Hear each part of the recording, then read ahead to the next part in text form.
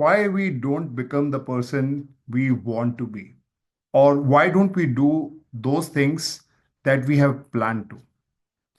Well, friends, in the journey to become a great leader, the first and foremost thing is you need to bring some sort of changes in those areas which are not yielding or helping you to achieve your desired results. And in order to do that, I have seen that when leaders they come to know from the feedback they receive from others, they really want to work on them, they want to improvise their style, and they want to achieve bigger things. But in order to do that, only 5% of people are able to make a difference, whereas a 95%, a humongous opportunity of people, they fail to achieve the desired objectives or goal or the change that they want to inculcate in their leadership journey. Well, my name is Arun. I'm a leadership coach, and in this video, I'm going to tell you what are some of those challenges that leaders face when they want to bring a change in their behaviors in order to achieve the desired goal.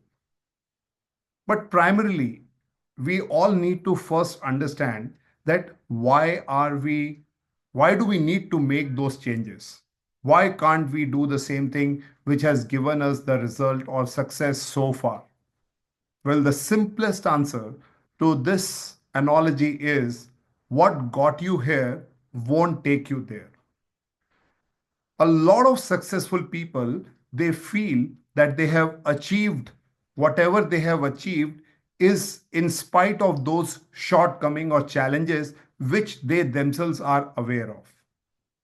So they feel that the more of the same that they continue to do, they will keep on achieving success because everything which is giving you success needs to be repeated very often. But what they forget in this journey that what got you here won't take you there. That means in the new role, in the new dynamic environment that you are in, you need to change your style. You need to change the way you operate, think, act. And because if you are in a leadership role, it's not just what you do, it also has a lot of impact on people around you, those who are reporting to you, those who are your peers, and of course, your superior leaders. And when only 5% of the people are able to make that difference, it clearly states that this demands something drastic because we are talking about interpersonal skills, we are talking about behaviors, we are talking about habits, which are not easy to change as you grow in your age and in your experience. Well, in this video, I am now going to tell you what are some of the potential reasons that comes in your change journey and why 95% of people they give up. What are those important 7 or 8 factors that derail your progress, your journey towards achieving something bigger and greater? Now, what you're going to learn in the next 10 to 15 minutes is we call it as barrier to change when we want to change ourselves. Now, the number one barrier, and which is the basis or the which sets the base of all other reasons that I'm going to share, is if I understand, I will do. A lot of people feel that if they know how to do things, if they are told what is the right thing to do, they will be able to implement it. Let me ask you a very simple question. For how long you have been trained, given feedback, read in leadership books, you must have seen plenty of videos that what are the right behaviors that you need to exhibit, and you must have got these kind of feedbacks from your peers, superiors, and your reportees that what are 1 or 2 skills that you need to change. Maybe it is micromanagement, maybe it is lack of delegation, maybe it is listening. But people always get confused that once I will understand it, then I will do it. And that is where there is a confusion, there is a problem in knowing and doing. So, a lot of people, when you ask them what is the right thing to do, they say, I know it, But when it is come to doing, they don't do it. So this is the first barrier. If I understand, I will do it. So knowing is one part, but doing is another part. And that's where the gap is. Let's look at the number two. The number two is I have all the time in the world. Now, let me ask you a very candid question. Tell me the last thing that you wanted to do and you have been delaying it and procrastinating it over a period of time. I'm sure there will be a long list. I want to go and do gymming, or I want to, really practice my listening skills, whatever feedback.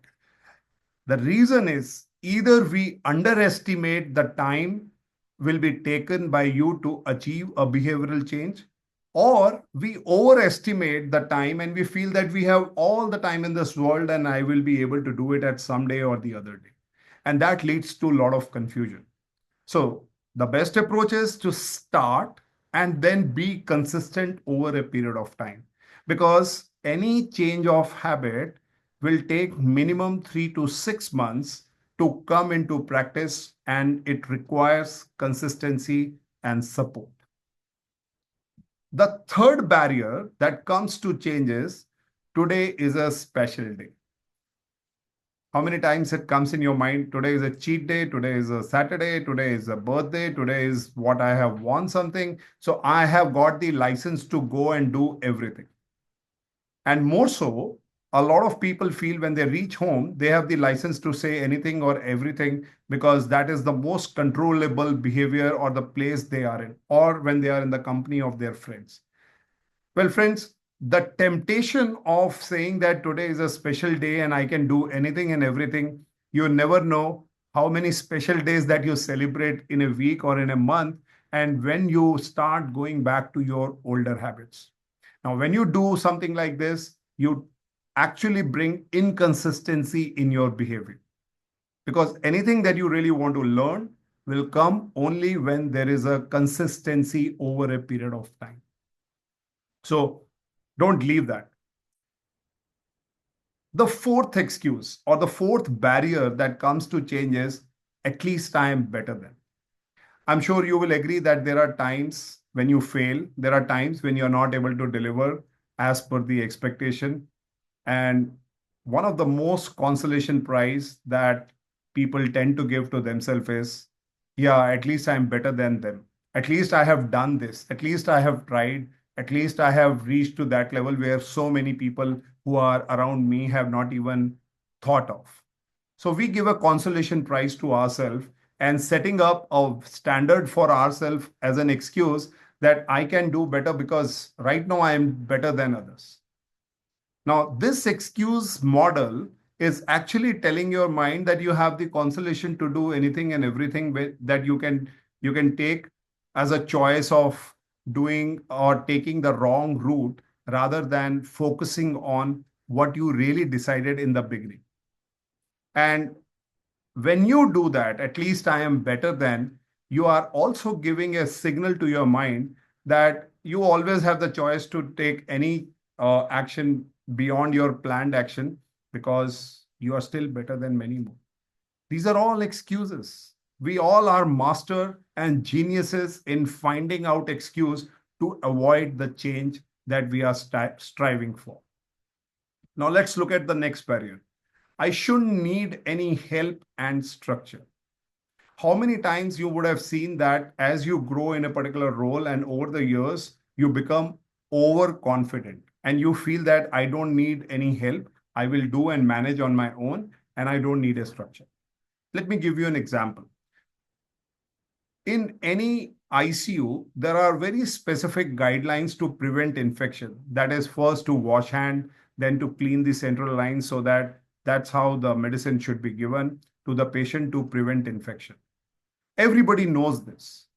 But when a young nurse or a young doctor reminds to the senior doctor that this is what you need to do, the first reaction is, please don't tell me what I need to do. I know my job and I've been doing it for years. And that is where the biggest challenge starts to happen, that when people start saying that I shouldn't need any help.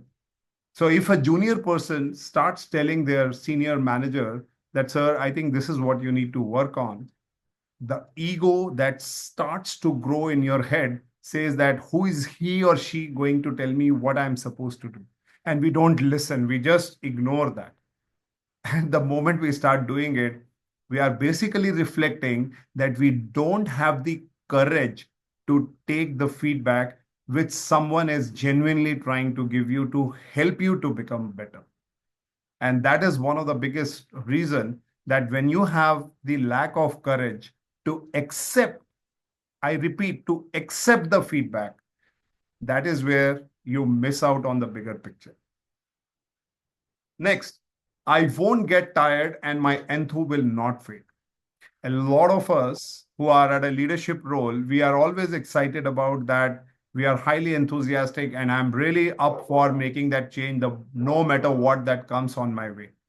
But what they miss out is that enthusiasm is a limited resource. If you're very energetic, you want to make a mark, you would do all your effort, but it will definitely fade down in the end.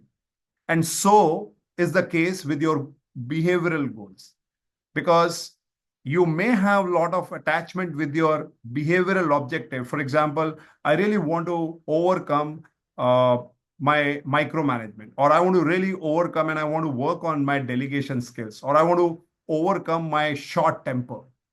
You have a goal and you are highly attached to that goal.